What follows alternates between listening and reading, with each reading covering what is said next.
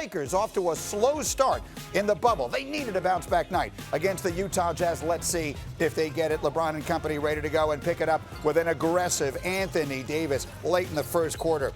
This is Kentavious Caldwell-Pope. No. Oh, but Anthony Davis is there, and he slams it home. Davis, 13 points in the first quarter. Second quarter, Utah, this was a show by Spida Mitchell. Working off the screen. One of 4 threes he would make on the night. And he's Mr. Outside, he's Mr. Inside as well. Watch him taking it strong to the hole. 21 of his 33 coming in the first half. Jazz down 2 at halftime. Early third. Jazz have taken the lead. Lakers are down by 6. They need something from LeBron, and they're going to get it. LeBron, we have liftoff. High percentage shot. Lakers would shoot 50% from the floor on the night. They're within 4. Under a minute left in the quarter. Lakers now up by 8. Oh, Anthony Davis has range. He made 4 threes. Lakers close the third on a 19-2 run. Fourth quarter. LeBron on the wing. Talk about range. 22 points, 9 assists, 8 rebounds for LeBron James. Under 5 to play.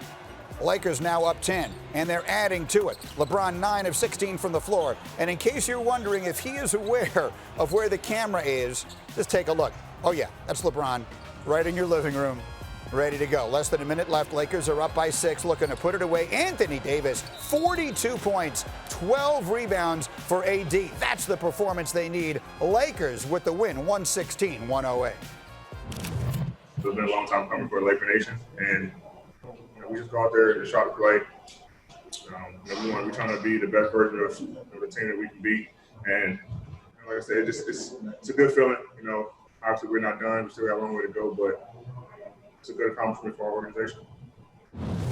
And so it was Davis doing most of the damage last night. His 29th career 40-point, 10-rebound game. Opponents are in trouble if he and LeBron get rolling. The two have combined to score over 60 points 12 times this year, and the Lakers have won all 12.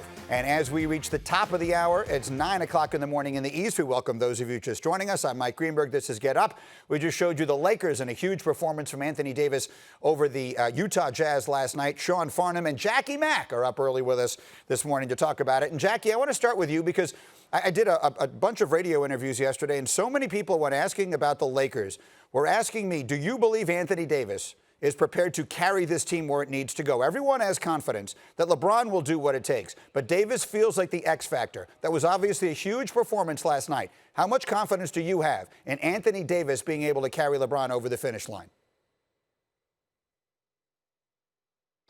Well, Greeny, if he plays like he did last night, I don't think there's any question that he's up to the task. I thought what was so interesting about the game last night was LeBron really held back.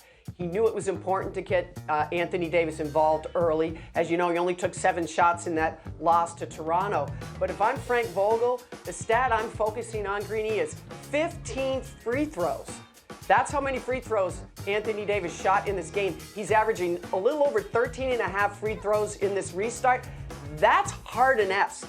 And that's great news for the Lakers because he's shooting it at 90%. If you can get your big man to the line with that kind of accuracy and frequency, I like your chances in a postseason when things slow down. Yeah, Farnham, you make your home there in LA, so you're hearing this conversation all the time. When I was on with our friend George Sedano yesterday, he brought up a bunch of numbers about Anthony Davis not coming up big in fourth quarters. Now, one night is one night last night, but how legitimate of a concern do you think that is as we start staring down at playoffs that begin in less than 2 weeks?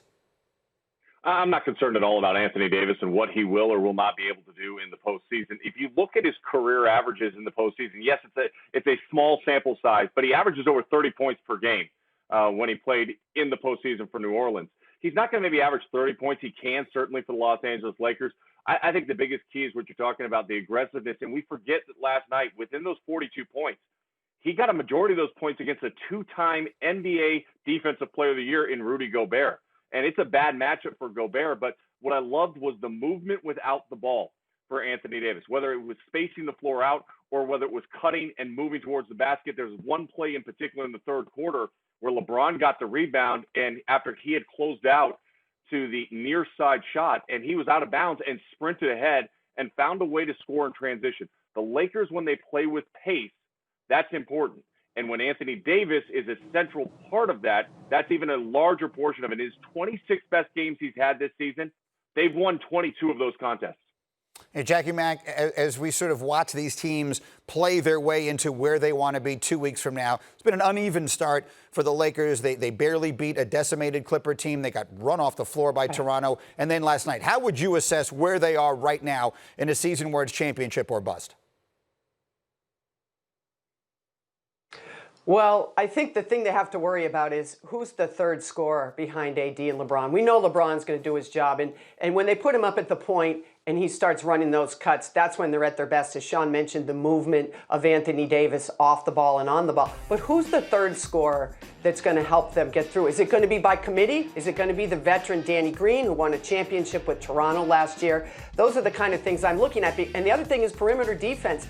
Avery Bradley, you can't stress enough how much they miss him when they're guarding on the perimeter there. Also with Rondo out. So those are some of the things that I wonder aloud about. And some of them can be fixed, and some of them, like Avery Bradley, cannot be fixed. Farnham, it's been a long time since I've seen you. Real quick, where are you right now? Lakers, Clippers, or somebody else in the West? I am leaning towards the Clippers, but I think the margin has shrunk in the Western Conference. As much as we talk about it being LA's race in the Western Conference, I think there's teams like Denver who are playing without two of their top three scorers that you have to keep an eye on. And I think the Houston Rockets and the small ball seems to be working really well. I think it's going to be really exciting because where we thought this was a wide gap when the league shut down back in March, I think has narrowed quite a bit.